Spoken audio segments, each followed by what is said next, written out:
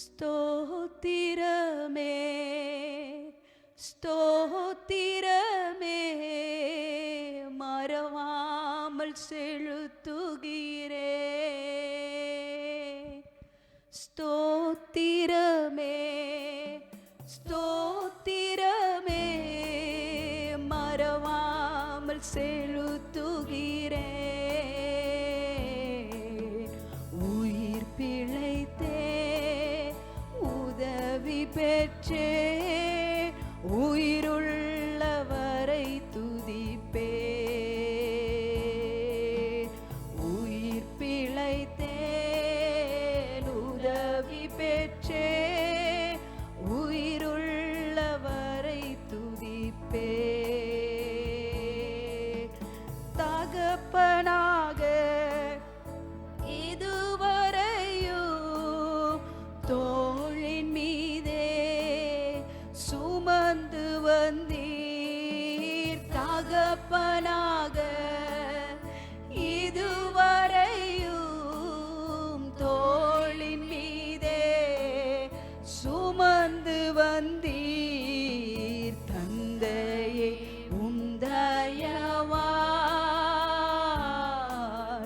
தாண்டினேன் வனாந்திரத்தை. தந்தையே உந்தயவார் தாண்டினேன் வனாந்திரத்தை. சொல்லுமா ஸ்தோத்திரமே ஸ்தோத்திரமே ஸ்தோத்திரமே மறவாமல் செலுத்துகிறேன்.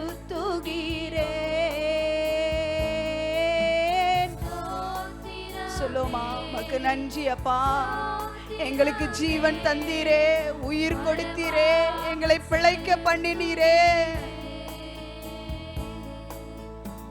உயிர் பிழைத்தேன் உதவி பெற்றே உயிருள்ளவரை துதிப்பே. உயிர் பிழைத்தேன் உதவி பெற்றே உயிருள்ளவரை துதிப்பே. அரண்ட வேலை அன்னையை போல் இறுக்கமாக அணைத்து கொண்டீர்.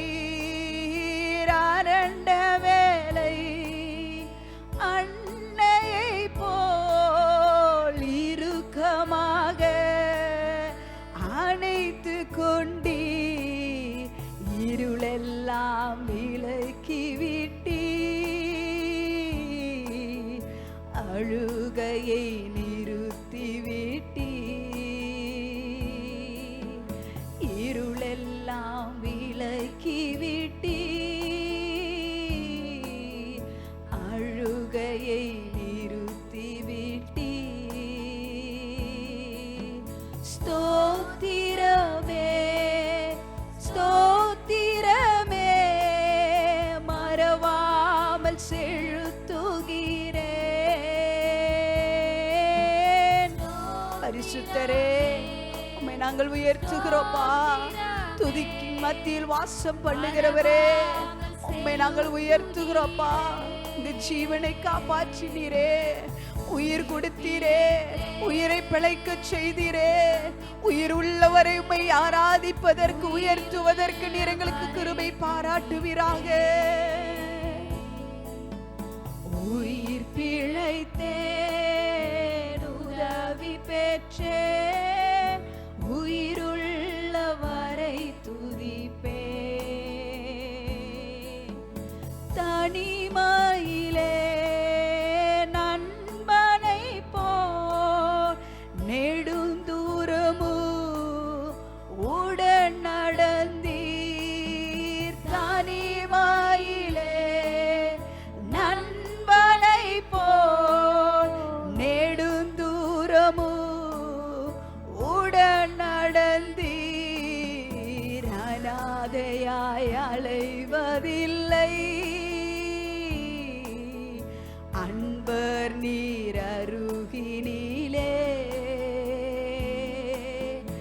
அனாதையாய் அலைவதில்லை, அன்பர் நீர் அருகினிலே. ஸ்தோத்திரமே ஸ்தோத்திரமே, மறவாமல் செலுத்துகிறேன். உமக்கு நன்றி அப்பா, உமக்கு நன்றி ஆண்டவரே, மறவாமல் செலுத்துகிறேன். உயிர் பிழைத்தேன், உதவி பெற்றேன், உயிருள்ளவரை துதிப்பேன். உயிர் பிழைத்தேன், உதவி பெற்றேன், உயிருள்ளவரை துதிப்பேன். தந்தையே உந்தயவால் தாண்டினேன் வனாந்திரத்தை. தந்தையே உந்தயவால் தாண்டினேன் வனாந்திரத்தை. உயிர் பிழைத்தேன், உதவி பெற்றேன், உயிருள்ளவரை துதிப்பேன். உயிர் பிழைத்தேன், உதவி பெற்றேன், உயிருள்ளவரை துதிப்பேன். இருளெல்லாம் விளக்கினீரே, அழுகையை நிறுத்தினீரே. இருளெல்லாம் விளக்கினீரே, அழுகையை நிறுத்தினீரே. உயிர் பிழைத்தேன், உதவி பெற்றேன், உயிருள்ளவரை துதிப்பேன். உயிர் பிழைத்தேன், உதவி பெற்றேன், உயிருள்ளவரை துதிப்பேன். அனாதையாய் அழைவதில்லை, அன்பர் நீர் அருகினிலே. அனாதையாய் அழைவதில்லை, அன்பர் நீர் அருகினிலே. ஸ்தோத்திரமே பரிசுத்த தேவனே, எங்களை கரம் பிடித்து நடத்துகிறவரே, ஒரு தகப்பனை போல் எங்களை சுமந்து நடத்துகிற தேவனே, எங்களை தோளின் மீது சுமந்து செல்லுகிற தேவனே, ஒரு அன்னையை போல ஆண்டவரே எங்களை அணைக்கிற தேவனே, கலங்கி நிற்கும் போது எங்களுடைய கண்ணீரை துடைக்கிற நல்ல தந்தையாக தாயாய் இருந்து எங்களை நடத்துகிறவரே, தனிமையின் பாதையில் நாங்கள் நடக்கும் போது ஒரு நண்பனை போல் எங்களுக்கு கூட நடந்து செல்லுகிற தேவனே, எங்களை சுமந்து செல்லுகிற தேவனாய் இருக்கிறீரே. எங்களை ஒரு போதும் ஒரு அனாதையாய் விடுவதில்லை என்று வாக்கு பண்ணியிருக்கிற தேவனே, உங்களை திக்கற்றவர்களாய் விடேன் என்று வாக்கு பண்ணினவரே, நீர் உண்மை உள்ளவராய் இருக்கிறீரே. உமக்கு நன்றி அப்பா, உமக்கு நன்றி ஆண்டவரே. நீர் எங்க வாழ்க்கையில செய்திருக்கிற உம்முடைய நன்மைகளை நினைத்து பார்க்க நீர் எங்களுக்கு கிருபை பாராட்டுகிறீரே. உமக்கு நன்றி செலுத்துகிறோம். உயிருள்ளவரை துதிப்பே, உயிர் பிழைத்தே, உதவி பெற்றே, உயிருள்ளவரை துதிப்பே.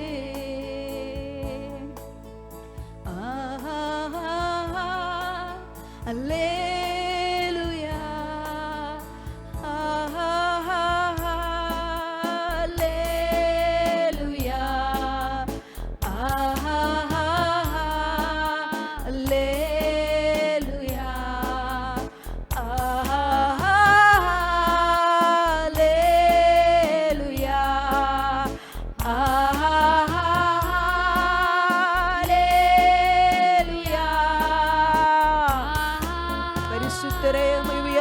அப்பா. துதிகள் மத்தியில் வாசம் பண்ணுகிற எங்கள் தேவாதி தேவனே உம்மை உயர்த்துகிறோம். அல்லேலூயா.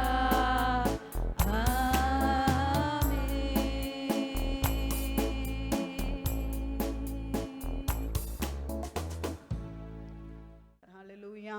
இந்த நேரத்திலே நம் வேத சிந்தனைக்கு நேராக, தேவனுடைய வார்த்தைக்கு நேராக நாம் கடந்து செல்ல போகிறோம். ஹல்லேலூயா. எத்தனை பேர் எதிர்பார்ப்போடு காணப்படுகிறீங்க? ஆண்டவர் இன்னைக்கு என்னோடு பேச வேண்டும் என்று எத்தனை பேர் எதிர்பார்ப்போடு காணப்படுகிறீங்க? ஹல்லேலூயா, ஹல்லேலூயா. நம்மளுடைய எதிர்பார்ப்பு எவ்வளவு பெரியதாய் காணப்படுகிறதோ அவ்வளவுக்கு கர்த்தருடைய மகிமை, அவருடைய கிரியை நம் வாழ்க்கையின் மூலமாய் வெளிப்படுவதற்கு அது போதுமானதாய் காணப்படுகிறது. ஹல்லேலூயா, ஹல்லேலூயா. இந்த நாளின் தியானத்திற்காக நம் வேத பகுதியை திருப்பிக் கொள்வோம். ஏசாயா எழுதினதான தீர்க்கதரிசன புத்தகம் 46ஆம் அதிகாரத்தினுடைய 11வது வசனத்திற்கு நேராய் திருப்பிக் கொள்வோம். Isaiah chapter 46 verse 11. உராய்ஞ்சுகிற ஒரு பட்சியை கிழக்கிலிருந்தும் என் ஆலோசனையை நிறைவேற்றும் மனுஷனை தூர தேசத்திலிருந்தும் வரவழைக்கிறவராய் இருக்கிறேன். அதை சொன்னேன், அதை நிறைவேற்றுவேன், அதை திட்டம் பண்ணினேன், அதை செய்து முடிப்பேன். ஆமென், ஹல்லேலூயா.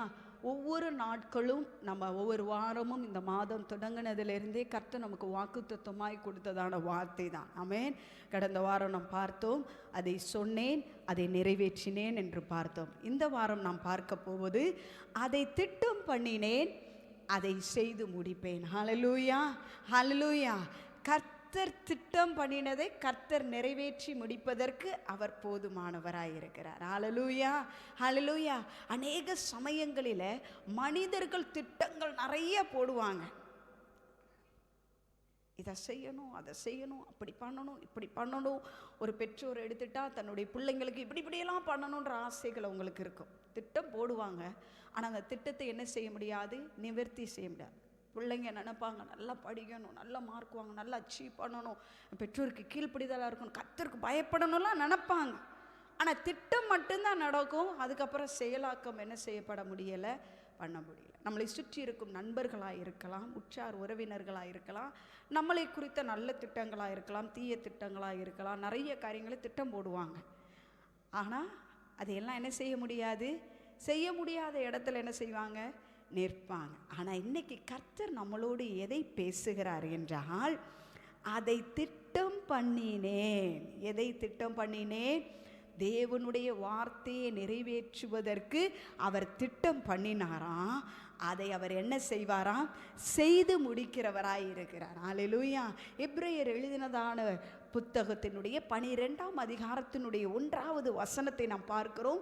விசுவாசத்தை துவங்கினவரும் அதை முடிக்கிறவருமாய் இருக்கிற கிறிஸ்துவை நோக்கி நமக்கு நியமித்திருக்கிற ஓட்டத்தை பொறுமையோடு ஓட வேண்டும் என்று பக்தன் எழுதி வைத்திருக்கிறார். அப்ப துடக்கமும் அவராய் காணப்படுகிறார், முடிவும் அவராய் தான் காணப்படுகிறார். ஆல்பாவும் அவர் தான், ஒமேகாவும் அவர் தான். துடக்கமும் அவர் தான், முடிவும் அவர் தான்.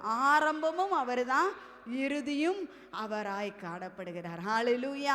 எவைகளை எல்லாம் கர்த்தர் திட்டம் பண்ணுகிறாரோ அவைகள் அநேக சமயத்தில் மனிதனுடைய கால்குலேஷன், மனிதனுடைய சிந்தனைகளுக்கு அது புரிய முடியாத ஒரு காரியமாய் காணப்படும். ஆனால் திட்டம் பண்ணினவர் திட்டத்தை நிறைவேற்றி முடிப்பதற்கு அவர் போதுமானவராய் இருக்கிறார். ஹல்லேலூயா. அவர் எவைகளை எல்லாம் திட்டம் செய்தாரோ அவைகளை எல்லாம் நேர்த்தியாய் அவர் நிறைவேற்றி முடித்திருக்கிறார். இன்னும் முடிப்பார், முடித்து கொண்டே இருப்பார். ஹல்லேலூயா. கடந்த காலங்களை நாம் எடுத்து பார்க்கிறோம் என்றால், கர்த்தர் தேவனுடைய மனிதர்கள் ஒவ்வொருவருடைய வாழ்க்கையிலையும் எவைகளை எல்லாம் திட்டம் செய்தாரோ, திட்டம் பண்ணினாரோ அவைகளை அனைத்தையும் நேர்த்தியாய் நடத்தி முடித்தார். ஹல்லேலூயா. அநேக நேரத்தில் தேவனுடைய திட்டம் மனிதனுடைய மூளைக்கும் மனிதனுடைய சிந்தனைகளுக்கும் புரிந்து கொள்ள முடியாமல் இருப்பதினால மனிதன் எப்படி சிந்தித்து விடுகிறான் என்றால், அவனுடைய சிந்தனைக்கு ஒப்ப வண்ணம் அவன் திட்டங்களை திட்டமிட ஆரம்பிக்கிறான். மனிதர்கள் மிகவும் அருமையாய் தேவனுடைய திட்டத்திற்குள்ளாக சிருஷ்டிக்கப்பட்டார்கள்.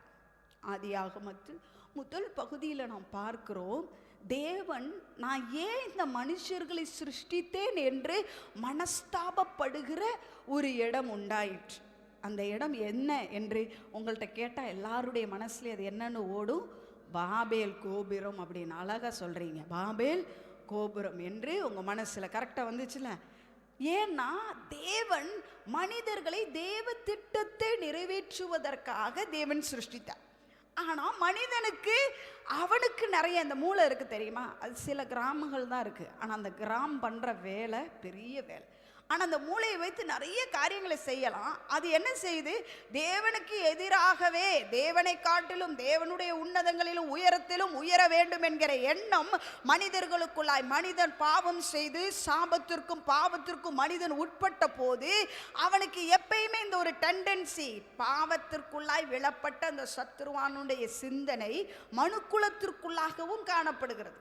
மனிதன் ஒரு திட்டம் போடுகிறான், பெரிய ஒரு கோபுரத்தை என்ன செய்வோம்? கட்டுவோம். அந்த இடத்தில் தான் முதலாக பாஷைகள் உண்டாகிறது. அல்லேலூயா. உலக தோற்றத்தில் ஆண்டவர் பாஷைகள் பலதெல்லாம் உண்டாக்கலை. ஆனால் மனிதனுடைய திட்டத்தை ஒன்றுமில்லாமல் போக பண்ணுவதற்கு கர்த்தர் என்ன செய்தார்? பாஷைகளை உருவாக்கினார். இப்போ அவன் ஒன்று கேட்டால், தண்ணியை கேட்டால் ஒருத்தவன் செங்கலை தூக்கிட்டு வந்து கொடுக்குறான், செங்கலை கேட்டால் சிமெண்ட்டை கொடுக்குறான், சிமெண்ட்டை கேட்டால் மண்ணை கொடுக்குறான். கடைசியாக யார் சொல்கிறது யாருக்கும் புரியாத அளவுக்கு மனிதனுடைய திட்டம் என்ன செய்யப்பட்டது? சின்ன பின்னமாக்கப்பட்டது. ஆனால் மனிதன் தவறு செய்து தேவனுடைய திட்டத்தில் இருந்து அவன் வழி விலகின போதும் தேவனுக்கு ஒரு திட்டம் உண்டாயிருந்தது, இந்த மனுக்குலத்தை ரட்சிக்க வேண்டும் என்று. அல்லேலூயா. அந்த திட்டம் மாறி போகவே இல்லை. தன்னுடைய சொந்த குமாரனாகிய இயேசு கிறிஸ்துவை இந்த பூமியில் கர்த்தர் கொடுத்ததின் மூலம் அந்த திட்டத்தை கர்த்தர் என்ன செய்தார்? நிறைவேற்றினார். அந்த நிறைவேற்றினதின் பூரணம் எப்போ வரும்னா, அவருடைய மறுபடியும் வருகை வரும்போது அது என்ன செய்யும்? பூரணப்படும். அல்லேலூயா. இப்போ தேவனுடைய திட்டத்திற்கு நம்மை ஒப்பு கொடுக்கிறவர்களாய் நாம் காணப்பட வேண்டும். ஏனென்றால் தேவனுக்கு ஒவ்வொரு தனிப்பட்ட நபர்களை குறித்த உன்னத unique purpose God has for each and everyone. ஒவ்வொரு தனிப்பட்ட நபர்களுக்கும் உன்னத தேவனுடைய தனித்துவமான திட்டம் இந்த பூமியில் கர்த்தர் எக்ஸிக்யூட் பண்ண வேண்டும், நிறைவேற்றுவதற்கு அது வெளியில் கொண்டு வர வேண்டும் என்று உலக தோற்றத்திற்கு முன்பதாகவே கர்த்தர் நமக்காக என்ன செய்திருக்கிறாராம்? திட்டம் வைத்திருக்கிறார். வேதவசனம் சொல்லுது, நம்ம வாழ்க்கையை குறித்து கர்த்தருக்கு ஒரு புஸ்தகம் இருக்குது. அந்த புஸ்தகத்தில் இப்போ நிறைய பேர் இந்த கண்டுபிடிப்புகள் கண்டுபிடிக்கிறவங்க, இல்லை புத்தகங்கள் எழுதுகிறவங்க, இப்படி ஏதாவது ஒரு காரியத்தை செயலாக்கம் செய்முறை செய்வதற்கு ஒருத்தவங்க எடுக்கணும் அப்படின்னா அவங்கள்ட்ட எப்பயுமே ஒரு புக்கு இருக்கும். என்ன புக்கு? Manual book. இதை எப்படி நாம் செய்ய வேண்டும், கையாள வேண்டும், இதை எப்படி செஞ்சால் இது என்ன ஆகும். இப்போ பார்த்தீங்கன்னா சில குக்கிங் ப்ராசஸ் நம்ம எடுத்துக்கிட்டோன்னா, சிலர் சமைக்கிற மாதிரிவே இன்னொருத்தவங்க செய்வாங்க. எப்படின்னு கேட்டால், குக்கிங் ரெசிபியினுடைய பேட்டர்ன். ஒவ்வொருத்தவங்க சமைக்கிறது இத்தனை எடுக்கணும், இத்தனை கிராம் எடுக்கணும், இத்தனை என்ன பொருட்கள் எடுக்கணும்னு எக்ஸாக்டாக அவங்க சொன்ன விதத்திலே நாம் செய்தோம் என்றால் அதே ருசி, எத்தனை பேர் சமைச்சாலும் அதே ருசி தான் என்ன செய்யும்? வர அந்த ருசியில் எந்த மாற்றமும் வராது. அந்த செய்முறையை சரியாக பயன்படுத்தினால் அதில் என்ன செய்யவே செய்யாது? மாற்றம் வரவே செய்யாது. அப்போ அந்த மாஸ்டர் பிளானுக்கு ஒரு புக்கு என்ன செய்யப்படுகிறது? தேவைப்படுகிறது. ஸோ இதே மாதிரி தான் கர்த்தருக்கு நம்மளுடைய வாழ்க்கையை குறித்த ஒரு புத்தகம் உண்டு. ஆமென். அதில் நம்ம வாழ்க்கையில் இதெல்லாம் இப்படி இருக்கணும், இதெல்லாம் இப்படி செய்யணும் அப்படின்னு சொல்லி கர்த்தர் திட்டமிடுகிறார். அதற்கு நாம் விட்டு கொடுக்கிறவர்களாக இருந்தோம் என்றால் அந்த திட்டம் அப்படியே எக்ஸாக்டாக எக்ஸிக்யூட் ஆகும். யாருடைய வாழ்க்கையில்? நம்மளுடைய வாழ்க்கையில். ஹல்லேலூயா. அநேக நேரங்களில் நம்ம தேவனுடைய திட்டத்தை அறிகிறோம்னு வைங்களேன். அறிஞ்ச உடனேயே அந்த அறிந்ததை தேவ திட்டத்தை தேவன் விரும்புகிற வண்ணமாகவே செயல்பட வேண்டும் என்று நாம் தேவனுக்கு விட்டு கொடுக்கிறவர்களாய் காணப்பட வேண்டும். அல்லேலூயா. அது அநேக நேரங்களில் தவறுகிறதுனால, அவசரப்படுகிறதுனால தேவ திட்டம் நிச்சயம் நிறைவேறும், காலதாமதமாகும். ஆமென். காலதாமதம் ஆகும். இதற்கு ஒரு உதாரணம் வேதாகமத்திலிருந்து நாம் எடுத்து பார்க்கிறோம் என்றால், அருமையான நம்மளுடைய மோசேயுடைய வாழ்க்கையை எடுத்து பார்க்கலாம். மோசே ஒரு எப்ரேயனாக காணப்படுகிறார், ஒரு யூதனுடைய தேவனுடைய இஸ்ரவேலராய் காணப்படுகிறார். அவன் என்ன செய்கிறான்? மீதியார்களிடம், எகிப்தியர்களிடமே அவர்கள் என்ன செய்கிறாங்க? வளர்க்கப்படுகிறான். தன்னுடைய 40வது வயசு வரும்போது இவனுக்கு தேவனுடைய திட்டம் புரியுது. என்னன்னு புரியுது? என்னை கொண்டு தான் கர்த்தர் இந்த இஸ்ரவேல் ஜனங்களை மீட்டு கொண்டு தான் வாக்கு பண்ணினதான அந்த கானான் தேசத்தை சுதந்திரிப்பதற்கு கர்த்தர் என்னை கொண்டு போவதற்கு என்னை பயன்படுத்த போறார் அப்படின்றது மோசேக்கு நல்லா தெரிஞ்சிச்சு. தெரிஞ்ச உடனேயே he is initiating a step, அவனாய் முயற்சி எடுக்கிறான் ஒரு திட்டத்தை செயலாக்கம் பண்ணுவதற்கு, மக்கள் அவனை அங்கீகரிப்பதற்கு, மக்கள் அவனை ஒரு தலைவனாக எண்ண வேண்டும் என்று சொல்லுவதற்கு அவனா ஒரு முயற்சி எடுத்தது. சக்சஸ் ஆகலை, ஃபெயிலியர் ஆயிருச்சு. அந்த ஃபெயிலியர் எந்த கடைசி வரைக்கும் போயினது என்று பார்த்தோம் என்றால், ஒரு நபரை கொலை செய்வதற்கு, டு மர்டர் somebody, கொலை செய்யற அளவுக்கு அவனுடைய வாழ்க்கை தள்ளப்பட்டு விட்டது. இப்போ இந்த கொலை செஞ்சதுனால இனி அவன் தான் பெரிய இஸ்ரவேல் ஜனங்களின் இரட்சகர், மீட்பர், அவரை விட்டா வேற யாரும் இல்லை அப்படின்னு மோசே நினைச்ச இடத்துல என்னை விட்டா போதும் சாமேன்னு ஒரே ஓட்டம். எங்க ஓடுகிறான்? வனாந்தரத்தை நோக்கி ஓடுகிறான். ஆமென். அவனுக்கு எகிப்து தேசத்தின் சகல வித்தைகளும் சகல ஞானங்களும் அறிவுகளையும் அவன் கற்றுக்கொண்டிருந்தாலும் அவன் தேவனுடைய சாயலை வெளிப்படுத்த முடியாமல் போய்விட்டது. ஏன் அப்படின்னா, தேவ திட்டத்தை அவன் அறிந்தான். தேவன் எப்படி அதை வெளிப்படுத்த வேண்டும் என்பதை அவன் தெய்வீக ஒரு தொடுதல் மோசேயுடைய வாழ்க்கையில் இல்லாமல் இருந்தது. அல்லேலூயா. தேவ திட்டம் நம் வாழ்க்கையில் பெரிய அளவில் காணப்படலாம், ஆனால் தெய்வீக தொடுதல் ஒரு மனிதனுடைய வாழ்க்கையில் காணப்படவில்லை என்றால் அவன் தேவனால் பயன்படுத்தப்பட முடியாது. அல்லேலூயா. நாம் தேவனால் பயன்படுத்தப்படுவதற்கு தேவனுடைய திட்டம் மாத்திரம் நம்மளுடைய வாழ்க்கையில் போதாது, தேவனுடைய தொடுதல் நம்மளுடைய வாழ்க்கையில் தேவையாய் காணப்படுகிறது. அல்லேலூயா, அல்லேலூயா. We need God's plan and purpose to execute in our life, but we need divine encounter. Hallelujah. தெய்வீக தொடுதல் ஒரு தனிப்பட்ட ஒவ்வொரு நபர்களுடைய வாழ்க்கையிலும் வரும்போது அவன் மறுரூபமாக்கப்படுகிற ஒரு சூழ்நிலை காணப்படுகிறது. ஹalleluya. தேவன் இந்த நம்ம வசனத்தை வாசிக்கிறோம் ஏசாயால, அதை திட்டம் பண்ணினேன், அதை செய்து முடிப்பேன். திருவிவிலியத்தில் எப்படி சொல்லியிருக்கு? திட்டம் பண்ணினது நானே செய்வேன்.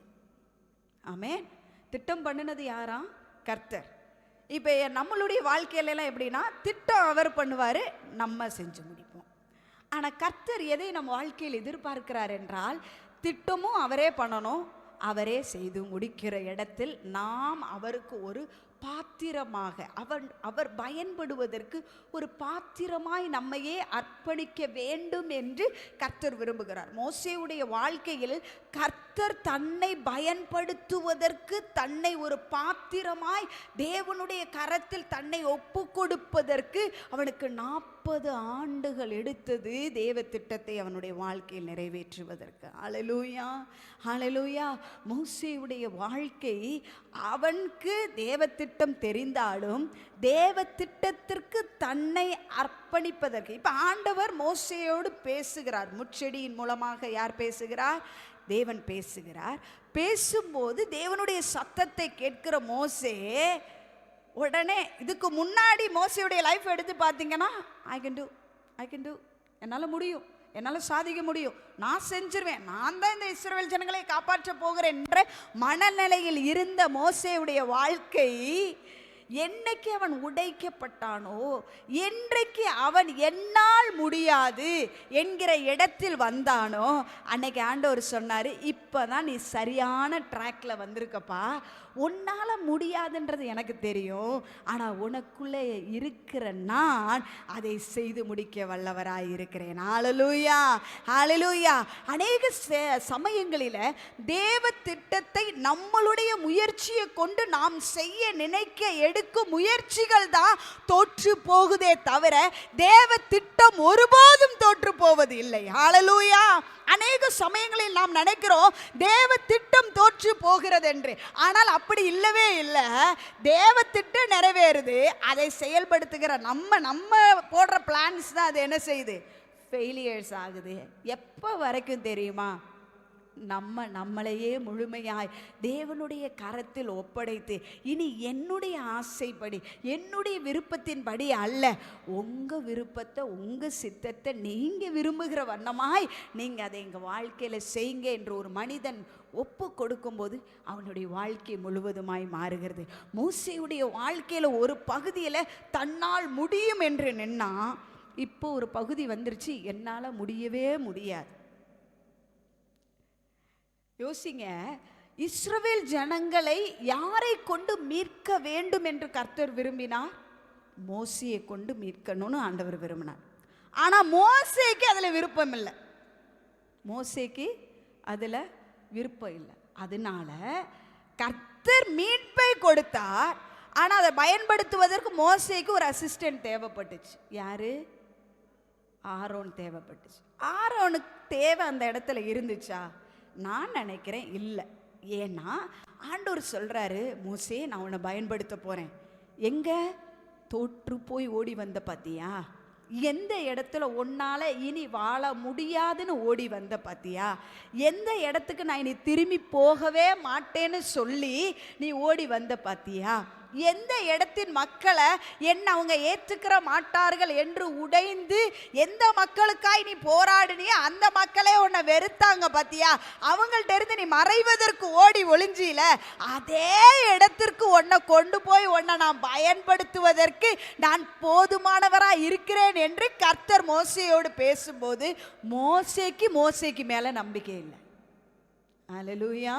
மோசேக்கு யார் மேலே நம்பிக்கை இல்லை? மோசே மேலேயே நம்பிக்கை இல்லை. இப்போ ஆண்டவர் சொல்கிறாரு, அவன் சொல்கிறான், நான் ஒரு திக்கு வாயாக இருக்கேன். நான் போய் பார்வோனை பார்த்து ஒரு வார்த்தை ஆரம்பித்தேன்னா அதை முடிக்கிறதுக்குள்ள அவர் எழுப்பி சிங்காசனத்தை விட்டு எழுப்பி அவர் போய் தூங்க போயிடுவார். நான் சொல்கிறத கேட்குறதுக்கு கூட அவர் என்ன செய்ய மாட்டார், இருக்க மாட்டார். முதலாவது இந்த திக்குவாயனுக்கு தான் பயங்கர தைரியம். இஸ்ரவேல் ஜனங்களை என்ன கொண்டு தான் ஆண்டவர் மீட்க போறாரு, நான் ஒரு தலைவனாக இருக்கிறேன் என்பதை நிரூபிப்பதற்கு தான் முயற்சி எடுக்கிறான்.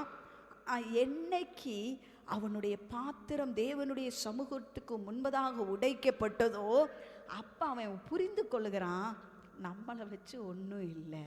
ஹல்லேலூயா, ஹல்லேலூயா. அவன் அந்த உடைக்கப்பட்ட நேரத்தில் அவன் சொல்கிறான், என்ன நீங்கள் பயன்படுத்துறதுக்கு நான் ஒன்றுமே இல்லைன்னா திக்குவாயன். அப்போ ஆண்டவர் கேட்குறாரு, ஊமையனை படைச்சது யாருப்பா? முடவனை படைச்சது யாருப்பா? குருடனை படைச்சது. இது ஏன் ஆண்டவர் கேட்குறாரு? படைச்சவனை சுகப்படுத்துறதுக்கு எனக்கு தெரியும் இல்லைப்பா. அதைத்தான் மறைமுகமாய் தேவன் என்ன செய்கிறார்? மோசேட்ட சொல்கிறேன்.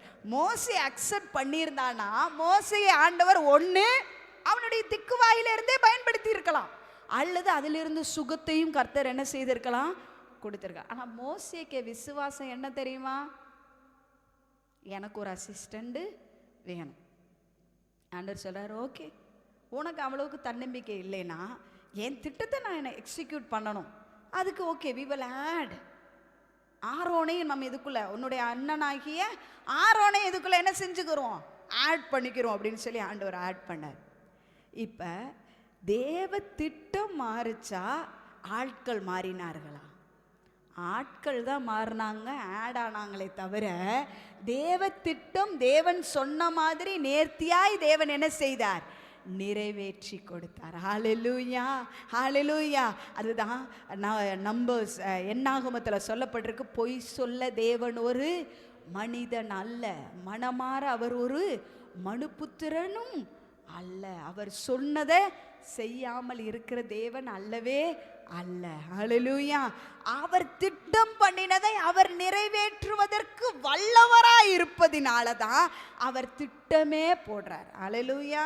இந்த பிளானிங், இந்த சயின்டிஸ்டாக இருக்கலாம் அல்லது ஒரு இன்வென்ட் பண்ணுகிறவர்களாக இருக்கலாம், அவங்க எழுதி அதை சக்ஸஸ் பண்ணதை அவங்க சாதித்து பேசுவாங்க, முடியும், இதை செய்யலாம், இதை நான் ட்ரை பண்ணிட்டேன், ஐ கேன் டூ இட் அப்படின்னு என்ன செய்யலாம் சொன்னேன். ஏன்னா நான் தான் அதை பிளான் அவுட் பண்ணேன், இதில் ஏதாவது வந்துச்சுன்னா அதை நானே என்ன செஞ்சிருவேன், ரெடி பண்ணிடுவேன். இப்போ டொயோட்டா கம்பெனி கார் இறக்குது, அந்த காருடைய பேர் ஃபார்ச்சுனர்னு வச்சுக்கோங்க.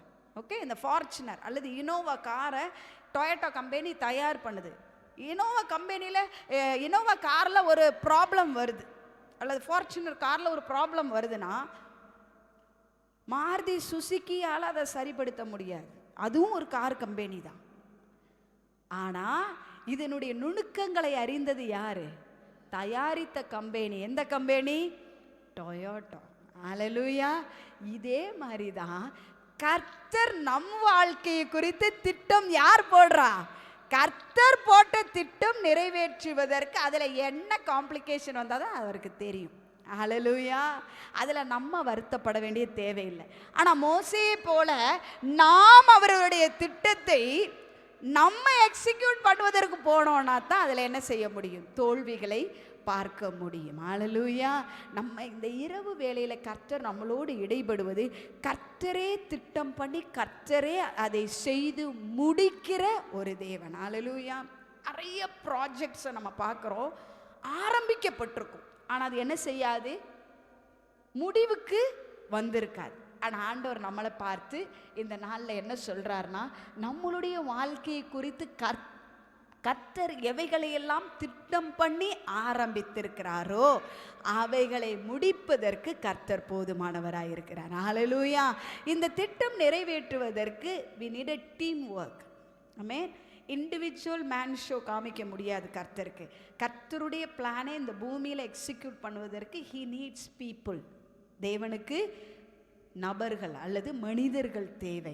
அதற்காக தான் யாரையோ ஒரு ஆளை கூப்பிடலை, அவர் திட்டத்திற்குள்ளாய் இருக்கிற உங்களையும் என்னையும் தாயின் கற்பத்தில் உருவாவதற்கு முன்பதாகவே, உலக தோற்றத்திற்கு முன்பதாகவே நம்மை பெயர் சொல்லி அழைத்திருக்கிற தேவன். ஹல்லேலூயா. எரேமியாவை பார்த்து சொல்றாரு, உன் தாயின் கற்பத்தில் உருவாவதற்கு முன்னே உன்னை நான் என்ன செய்தேன்? தீர்க்கதரிசியாய் அறிந்தேன். அவருடைய ப்ரொஃபஷனலையே கர்த்தர் என்ன செஞ்சிருக்கிறாரா? ஆமென். அவரை அறிந்த அதே தேவன் என்னையும் உங்களையும் அறிந்திருக்கிறார். இந்த இரவு வேளையில் நாம் போகும் சூழ்நிலைகள் அநேக நேரங்களில் மரண இருளின் பள்ளத்தாக்கை போல் காணப்படலாம். கண்ணுக்கு முன்னாடி கர்த்தர் பேசியிருக்கிற வாக்குத்தத்தத்திற்கும் கர்த்தர் வைத்திருக்கிற திட்டங்களுக்கும் நம் வாழ்க்கை பயணத்திற்கும் சம்பந்தமே இல்லாத மாதிரி இருக்கலாம். நீங்க ஆண்டவருடைய திட்டத்தின் மையத்தில் காணப்பட்டீர்கள் என்றால் ஒரு நாள் வரும், அந்த திட்டம் உங்களை மையமாக்க இடத்துல கொண்டு போய் உங்களை சேர்க்கும். ஹல்லேலூயா. ஹல்லேலூயா. நம் தேவனை மையமாய் வைத்து அவருடைய திட்டங்களுக்கு நாம் நம்மையே விட்டு கொடுக்கும் போது சூழ்நிலைகள் எல்லாம் சாதகமாக இருக்காது. அநேகர் சொல்லுவதை கேட்டிருக்கிறேன், கர்த்தர் இருந்தா இந்த பிரச்சனை வருமா? ஆண்டவர் இருந்திருந்தா, ஆண்டவர் தான் இந்த திட்டத்தில் கூட இருக்கிறாருன்னா ஏன் இந்த பிரச்சனை வந்திருக்க கூடாதுல்ல? உடனே அவங்களும் என்ன செய்வாங்க? ஆனால் அவங்க நம்பி இருப்பாங்க. என்ன நம்பி இருப்பாங்க? இது கர்த்தர் சொன்ன காரியத்தை கர்த்தர் நிறைவேற்றுவார் என்று. இந்த வார்த்தை கேட்டதும் சோர்ந்து போயிடுவாங்க. ஆனால் நான் சொல்லுகிறேன், இயேசு பயணம் செய்த அதே போட்டில் தான் மூழ்கி போகத்தக்க விதத்தில் அலைகளும் கொந்தளிப்பும் உண்டாயிற்று. ஆனால் அதன் மத்தியில் இயேசு நல்லா தூங்கிக்கிட்டு இருந்தாராம். ஹல்லேலூயா. பேதுருடைய வாழ்க்கையை நாம் எடுத்து பார்க்கும்போது சிறைச்சாலையில் அவன் அடைக்கப்பட்டிருக்கிறான். அங்கே அவன் நல்லா தூங்கிக்கிட்டு இருக்கான். தேவதூதன் தட்டி எழுப்புறான், ஏய் ஸ்டாண்ட் அப், வேக் அப். என்ன இங்கேயே நீ தூங்கிடலாம்னு பிளான் பண்ணிட்டியா? இங்கேயே செட்டில் ஆகிடலாம் பிளான் பண்ணிட்டியா? எழும்பப்பா, போவோம்ப்பா அப்படின்னு என்ன செய்கிறாரு? பிரச்சனை இல்லாததுனாலே அல்ல, பிரச்சனைகளோட மத்தியில் தேவன் அவர்கள் கூட இருக்கிறார்கள் என்பதனால அந்த பிரச்சனைகள் எல்லாம் மாற்றங்கள் உண்டாயிட்டு. ஹல்லேலூயா. சாத்ராக், மேஷாக், ஆபேத்நேகோடைய வாழ்க்கையை எடுத்து பார்த்தா நான் அடிக்கடி சொல்லுவேன், எனக்கு தந்ததான ஆண்டவருடைய அந்த வெளிச்சம் உண்மையாகவே என்னை அதை அற்புதமாக்க வைக்கும். ஒவ்வொரு தடவையுமே அவர்களுடைய சம்பவத்தை சொல்லும்போது, பிரச்சனைகள் கூடும்போது, போராட்டங்கள் கூடும்போது, நம்மளை சுற்றி இருக்கும் நெருக்கங்கள் கூடும்போது, நமக்கு தேவைகள் பெருகும்போது, எல்லாருக்கும் முன்பதாக நாம் பரிகசிக்கப்பட்டு, நிந்திக்கப்பட்டு, அவமானப்படுத்தப்பட்டு, ஒதுக்கப்பட்டு, தள்ளப்பட்டு இருக்கும்போது, ஏன் மற்றவர்களை காட்டிலும் என் வாழ்க்கையில் இவ்வளவு பெரிய போராட்டம், நெருக்கம், சூழ்நிலைகள் என்று நான் யோசித்து என்னுடைய வாழ்க்கையின் ஓட்டத்தின் பயணத்தை நான் ஓடாமல் கேள்வி கேட்டு நிற்பது அல்ல. எத்தனை மடங்கு பிரச்சனைகளை கூட்டினாலும் அதன் மத்தியில் தேவன் நம்ம கூட இருந்துட்டா அந்த பிரச்சனையாவே இருக்காது. ஹல்லேலூயா.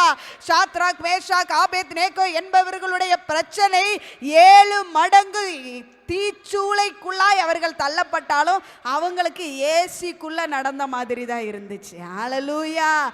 ஏன்னா உன்னதர் இறங்க வேண்டும் என்றால் 7 மடங்கு தீச்சூளை கூடப்பட வேண்டும். பரிசுத்த தேவனுடைய வல்லமையும் பராக்கிரமமும் அவருடைய கையின் கிரியையும் நம் வாழ்க்கையில் வெளிப்பட வேண்டும் என்றால் சில சமயங்களில் நம்மளுடைய பிரச்சனைகளும் பிறரை காட்டிலும் 7 மடங்கு கூடப்பட்டதாகத்தான் இருக்கும். ஹல்லேலூயா. ஆனாலும் நம்ம மத்தியில் யார் இருக்கிறார் என்பதை மறந்து போகக்கூடாது. கர்த்தர் இருக்கிறார். ஹல்லேலூயா. பிரச்சனைகள் போராட்டங்கள் கூடுகிறதா, பாடுகள் கூடுகிறதா, நல்லா புரிஞ்சுக்கோங்க, இருக்கிறார். ஹல்லேலூயா. கனி கொடுக்காத மரத்திற்கு அடியே கிடையாது. அது வாட்டுக்குள்ள நிற்கும். எத்தனை வருஷம் நின்னாலும் யார் அதை திரும்பி பார்க்க போறதே கிடையாது. ஆனால் கொஞ்சம் பூ பூத்து கொஞ்சம் இப்போ எல்லாம் நிறைய மரங்கள்ல மாங்காய் கனி என்ன செய்ய ஆரம்பிச்சிருச்சு, காய்க்க ஆரம்பிச்சிருச்சு. அந்த பிஞ்சை பார்த்துட்டா கூட நிறைய பேருக்கு கை சும்மா இருக்க மாட்டேங்குது. ஒன்று கைக்கு சும்மா இருக்க மாட்டேங்குது, இல்லை கையில் வர்ற கல்லுக்கு சும்மா இருக்க முடிய மாட்டேங்குது. அதுக்கு பக்கத்தில் ஒரு மரம் இருக்கு, அந்த மரத்தில் ஒரு கனியும் இல்லை, யாருடைய பார்வையும் அதில் போகவும் இல்லை. ஒரு மனிதனுடைய வாழ்க்கையில் தேவ திட்டம் வெளிப்பட ஆரம்பிக்கும் போது பலருடைய கண்கள் படும், பொறாம கண்கள் வரும், எரிச்சல் கண்கள் வரும். எப்படிடா இவங்களை மனசோர்வு படுத்தி இவங்களை என்ன செய்யலாம், ஒன்றுமில்லாமல் போக பண்ணலான்னு. ஆனால் நாம் யாராய் காணப்பட வேண்டும் என்றால் காட்டுத்தீயாய் காணப்பட வேண்டும். ஹல்லேலூயா. ஒரு விளக்கு அல்லது ஒரு கேண்டில் அல்லது ஒரு மெழுகுதிரியில் எழுதியப்பட்ட தீ என்ன செய்யும், ஒரு காற்றடிச்சிருச்சுன்னா அமிழ்ந்து போகும். ஆனால் காட்டுத்தீயை நீங்கள் பார்த்துருக்கீங்களா? காற்று எவ்வளவுக்கு பலமாய் அடிக்கிறதோ அவ்வளவுக்கு இந்த தீயை அணைக்கவே முடியாது. அது என்ன செய்யும் என்றால் காற்று என்கிற பிரச்சனையை தனக்கு உணவாய் கொண்டு அது இன்னும் பயங்கரமாக பற்றி எரிய ஆரம்பித்து விடும். ஹல்லேலூயா. நம்ம அப்படி தான் இருக்கணும். நமக்கு வருகிற போராட்டங்கள், பிரச்சனைகள், நெருக்கங்கள், பாடுகளை பார்த்து நம்ம அணைந்து போகிறவர்களாக அல்ல, அதை நமக்கு ஒரு சாப்பாடாக, பூஸ்டாக, ஹார்லிக்ஸாக, காம்ப்ளண்டாக நம்ம மாற்றி பலனாய் நாம் இன்னும் அதிகமாய் தேவனுக்கென்று ஓடுவதற்கு, தேவ திட்டத்தை நிறைவேற்றுவதற்கு ஓடுவதற்கென்று நம்ம என்ன செய்யணும், அர்ப்பணிக்க வேண்டும். நிறைய பேர் சொல்லுவாங்க, நான் நிறைய திட்டம் போட்டேன், ஒன்றுமே நடக்கலை. நல்லது. நடக்காதது நல்லது. சிலர் சொல்லுவாங்க, நான் போட்ட திட்டம் எல்லாம் கரெக்டாக ஆக்யூரேட்டாக நடந்துக்கிட்டு இருக்குப்பா, அதுவும் நல்லது. நடக்கலைன்னு சொல்கிறதெல்லாம் நம்ம போட்ட திட்டம் தான் நடக்கலை. அப்போ நம்ம யார் பிளானுக்குள்ளே உட்காந்துருக்கோம்? கர்த்தருடைய பிளானில் உட்காந்துருக்குறோம். ஆமென். நம்ம பிளான் ஒர்க் அவுட் ஆகாதுன்றது உண்மைதான். ஆனால் யார் போட்ட பிளானு நம்ம வாழ்க்கையில் நிறைவேற போகிறது?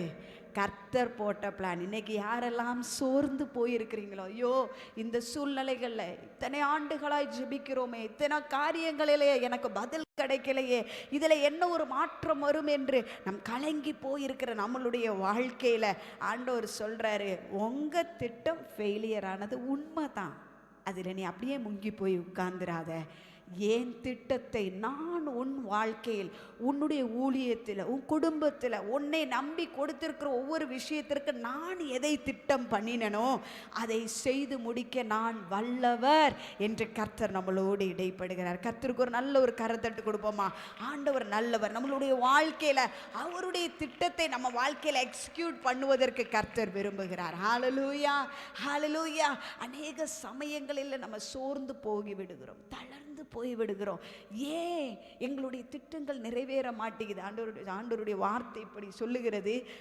ஏசாயா எழுதினதான தீர்க்கதரிசன புத்தகம் 55ஆம் அதிகாரத்தினுடைய 11வது வசனத்திற்கு நேராய் நாம் திருப்புவோமா? Isaiah chapter 55 verse 11. அப்படியே என் வாயிலிருந்து புறப்படும் வசனமும் இருக்கும். திரும்பாமல், அது வெறுமையாய் என்னிடத்தில் திரும்பாமல், அது நான் விரும்புகிறதை செய்து திரும்பி என்ன செய்யுமா? கடந்து வருமா? வெறுமனே அது என்ன செய்யாது? போகாது. It will accomplish what I please. Hallelujah, hallelujah. கர்த்தரால் உரைக்கப்பட்டது, கர்த்தரால் திட்டமிடப்பட்டது ஒன்று கூட வெறுமனையாய் நம் வாழ்க்கையில் திரும்பாது. எதற்கென்று திட்டமிடப்பட்டதோ, எதற்கென்று உரைக்கப்பட்டதோ அதை நிறைவேற்றியே அது திரும்பும். ஹalleluya. எவ்வளோ நல்ல தேவன் அல்ல! ஆண்டவருடைய வார்த்தை அவ்வளவு அருமையாக இருக்கிறது. ஆண்டவருடைய வார்த்தையை விசுவாசிக்கும் போது அது நம்மளுடைய வாழ்க்கைக்கு ஜீவன் கொடுக்கிறதாய் காணப்படுகிறது. ஹalleluya. மனிதர்களுடைய திட்டங்கள் மாறி போகலாம், மனிதர்களுடைய திட்டங்கள் சூழ்நிலைகளுக்கு ஏற்ப மாறி போகலாம். ஆனால் ஆண்டவர் இன்னைக்கு நம்மளோட இடைப்படுறது என்ன தெரியுமா? மனிதனுடைய திட்டங்கள் மாறி போகலாம், ஓகே, அந்த மாதிரி போனதை நினச்சே நீ சோர்ந்து போகாத. என் திட்டத்தை நான் உங்கள் வாழ்க்கையில் நிறைவேற்ற போகிறேன். ஹalleluya. கர்த்தர் நம்மளுடைய வாழ்க்கையில் அவருடைய திட்டத்தை நிறைவேற்றவர்களாய்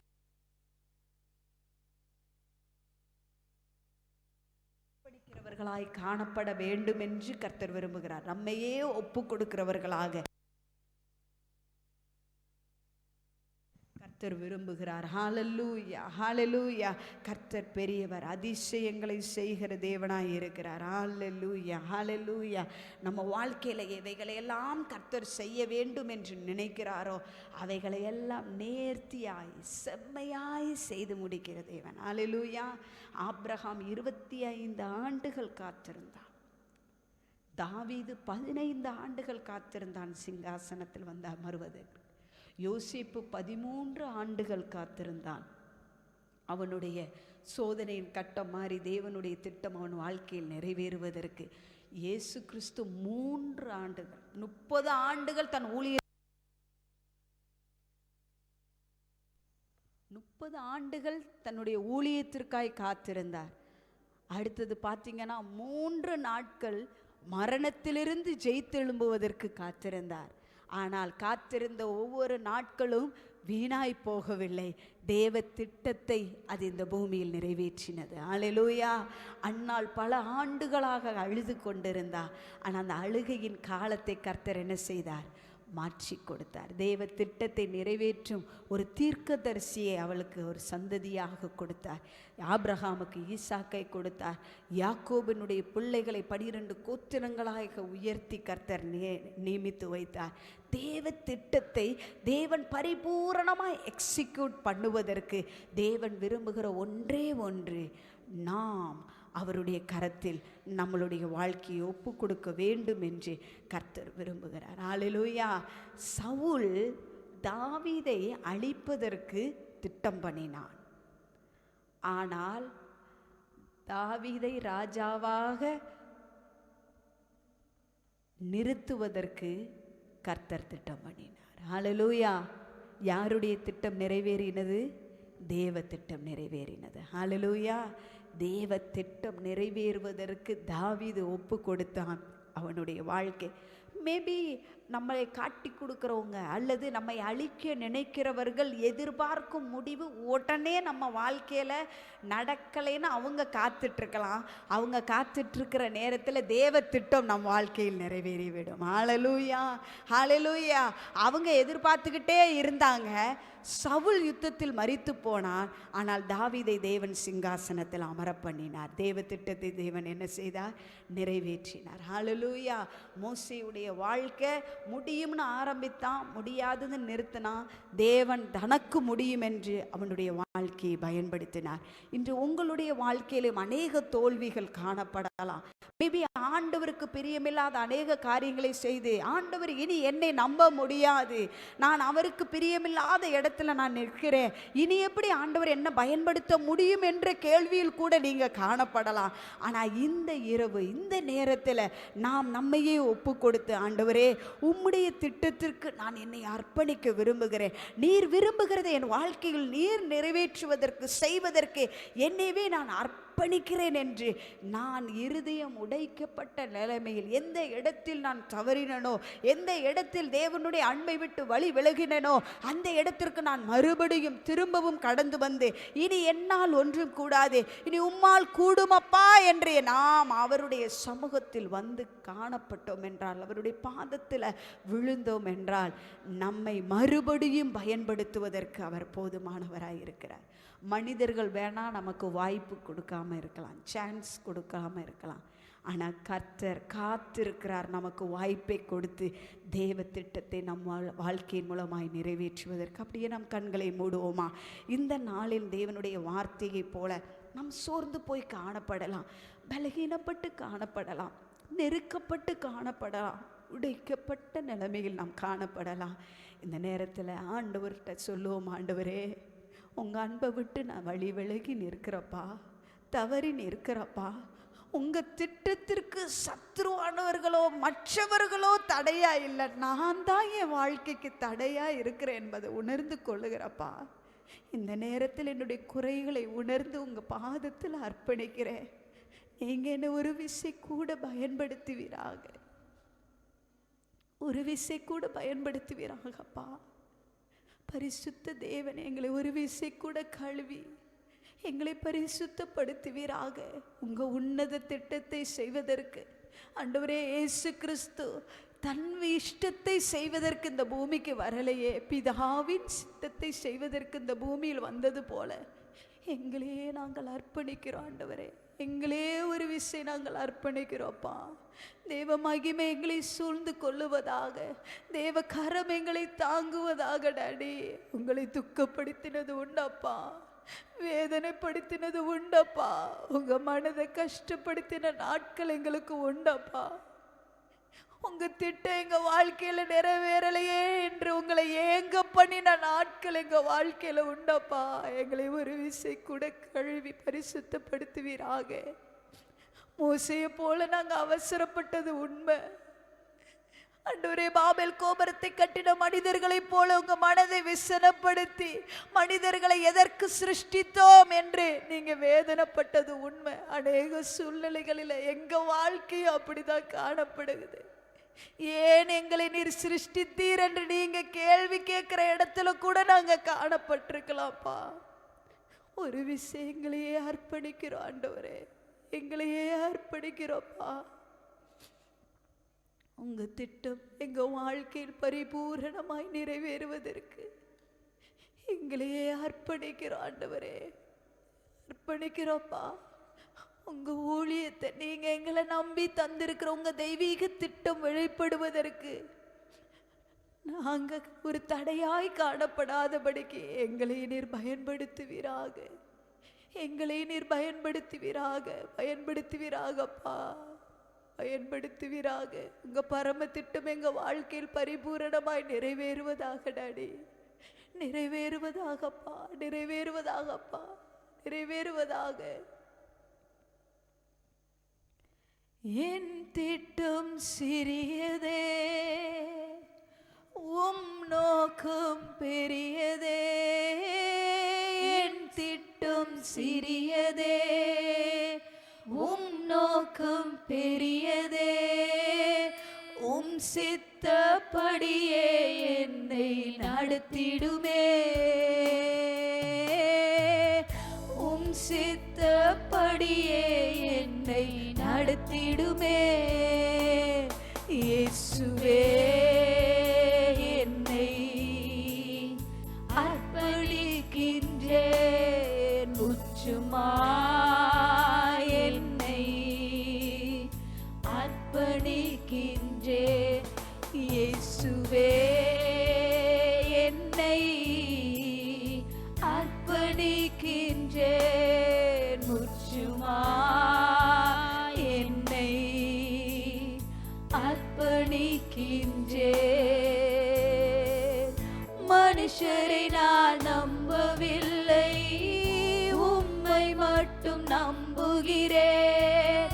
மனுஷரை நான் நம்பவில்லை, உம்மை மட்டும் நம்புகிறேன். என் கண்கள் உம்மை மட்டும் நோக்கி பார்த்திடுமே. என் கண்கள் உம்மை மட்டும் சொல்லுவோமா? இயேசுவே, என்னை முற்றிலுமாய் உம்முடைய கரத்துல தருகிறப்பா. உங்க திட்டத்துக்கு, உங்க விருப்பத்திற்கு, உங்க ஆசைக்கு எங்க வாழ்க்கையை நாங்க எங்களையே அர்ப்பணிக்கிறோம்ப்பா. எங்களையே நாங்க நம்பலப்பா. உண்மை நாங்க நம்புறோம்ப்பா. நீர் உண்மை உள்ளவர் என்பதை அறிந்திருக்கிறோம்ப்பா. நாங்கள் உண்மை நம்புகிறோம் டாடி. முச்சுமா என்னை அர்ப்பணிக்கின்றேன் இயேசுவே. என்னை அர்ப்பணிக்கின்றேன். முச்சுமா என்னை அர்ப்பணிக்கின்றேன். உங்க கிருபை வேண்டுமே, உங்க கிருபை போதுமே. உங்க கிருபை இல்லாம நான் ஒன்றுமில்லையே. உங்க கிருபை வேண்டுமே, உங்க கிருபை போதுமே. உங்க கிருபை இல்லாம நான் ஒன்றுமில்லையே. இயேசுவே, தனிமையில் அழுத போது தேற்றிட யாரும் இல்ல. தள்ளாடி நடந்த போது தாங்கிட யாரும் இல்ல. தனிமையில் அழுத போது தேற்றிட யாரும் இல்ல. தள்ளாடி நடந்த போது தாங்கிட யாரும் இல்ல. கதறி அழுத நேரத்தில் என் கண்ணீர் துடைச்சது உங்க கிருபை. உங்க கிருபை இல்லைனா நானும் இல்ல.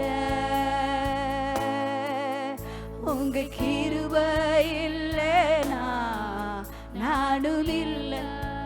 சொல்லுமா? உங்க கிருபை வேண்டுமே, உங்க கிருபை போதுமப்பா.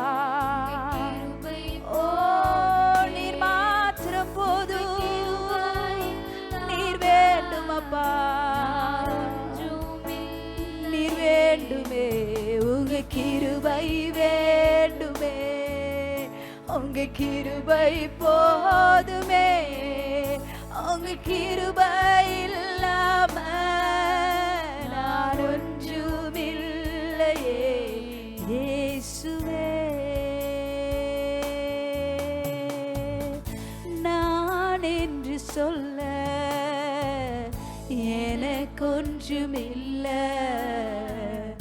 திறமன்னு சொல்ல என்னிடம் எதுவும் இல்ல. நான் என்று சொல்ல எனக்கொன்றுமில்ல. திறமன்னு சொல்ல என்னிடம் எதுவும் இல்ல. தகுதியில்லா என்னை உயர்த்தியது உங்க கிருபை. உங்க கிருபை இல்லைனா நானும் இல்ல. உங்க கிருபை இல்லைனா நானும் இல்ல. உங்க கிருபை வேண்டுமே, உங்க கிருபை வேண்டுமே. உங்க கிருபை போதுமே. உங்க கிருபை இல்லாம நான் ஒன்றுமில்லையே. உங்க கிருபை வேண்டுமே, உங்க கிருபை போதுமே. உங்க கிருபை இல்லாம நான் ஒன்றுமில்லையே. இயேசுவே, நம்புவே என் இயேசு ஒருவரை. நான்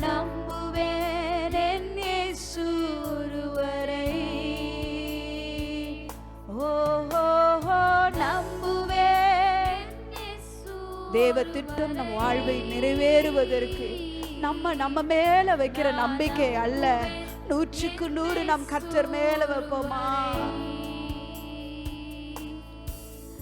நான் நிற்கும் பூமி நிலை குலைந்து அழிந்தாலும் என் நம்பிக்கையின் அஸ்திபாரம் அசைந்தாலும், நான் நிற்கும் பூமி நிலை குலைந்து அழிந்தாலும் என் நம்பிக்கையின் அஸ்திபாரம் அசைந்தாலும், நான் நம்புவதற்கு ஒன்றுமில்லை என்றாலும் நான் நம்புவேன் என் இயேசு ஒருவரை. நான் நம்புவதற்கு ஒன்றுமில்லை என்றாலும் நான் நம்புவேன் என் இயேசு ஒருவரை. கரங்களை உயர்த்தி சொல்லுமா? நம்புவேன் என் இயேசு ஒருவரை. சூழ்நிலைகளை பேர்பட்டதாய் காணப்பட்டாலோ நாங்கள் உம்மை மாத்திரம் நம்புவோம் அப்பா. நீர் நம்பிக்கைக்கு பாத்திர, நம்பிக்கைக்கு பாத்திரரே. நான் நம்புவேன். என்னை தேற்றுவதற்கு யாரும் இல்லை என்றாலும், என்னை தேற்றுவதற்கு யாரும் இல்லை என்றாலும் நான் நம்புவேப்பா. உம்மை மாத்திரம் நான் நம்புவேன் ஆண்டவரே. எங்களை தேற்றுவதற்கு, எங்கள் காயங்களை ஆற்றுவதற்கு உம்மை போல ஒரு நல்ல தேவன் வேற யாரும் இல்லை ஆண்டவரே.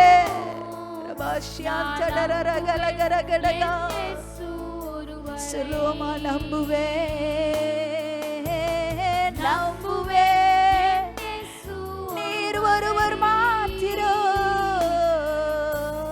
நம்பிக்கைக்கு பாத்திரரே. நீர் நம்பிக்கைக்கு பாத்திரரப்பா.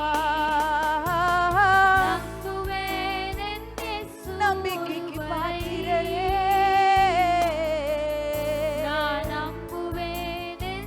விசுவாசத்தோடு சொல்லுமா? நீர் சொன்னதெல்லாம் நிறைவேறும். நீர் சொன்னதெல்லாம் நிறைவேறும் காலம் வரும். அவர் எதையெல்லாம் நம் வாழ்க்கையில் சொல்லி இருக்கிறாரோ அவைகளெல்லாம் நிறைவேற்றும் காலம் நம் கண்களுக்கு முன்பதாக கர்த்தர் வைத்திருக்கிறாரே. விசுவாசத்தோடு சொல்லுவோமா? நீர் எவைகளெல்லாம் எங்கள் வாழ்க்கையில் திட்டம் பண்ணி இருக்கிறீரோ அவைகளை எல்லாம் நீர் நிறைவேற்றுவீர் என்பதை நாங்கள் நம்புகிறோம்ப்பா. நீர் சொன்னதெல்லாம் நிறைவேற்றி முடிக்கிற வரைக்கும் நீர் எங்களை விட்டு விலகுவதும் இல்லை, எங்களை கைவிடுவதும் இல்லை என்று வாக்கு பண்ணின தேவன் நீர் உண்மையுள்ளவராய் இருக்கிறீரே. உமக்கு நாங்கள் நன்றி செலுத்துகிறோம் அப்பா. நீர் சொன்னதெல்லாம் நிறைவேறும் நம்புவேன் என் இயேசு ஒருவரை. நம்புவேன் என் இயேசு ஒருவரை. நான் நம்புவேன் என் இயேசு ஒருவரை.